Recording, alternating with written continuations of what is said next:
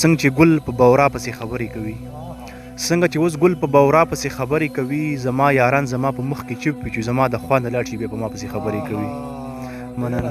زما یاران زما په مخ کې چوپ وي چې زما د خوا نه لاړ شي بیا په ما پسې خبرې کوي، او چې ورته ټکي د قرآن وښودل هغه سړی اوس په مولا پسې خبرې کوي.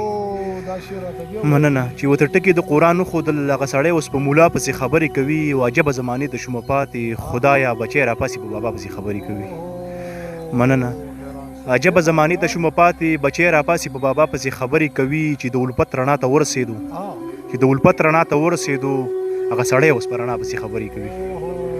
مننه. چې د الفت رڼا ته ورسېدو هغه سړی اوس په رڼا پسې خبرې کوي، او په یو تهمت مه شرمېږه یاره، په یو تهمت مه شرمېږه یاره، دنیا لګیا په دنیا پسې خبرې کوي.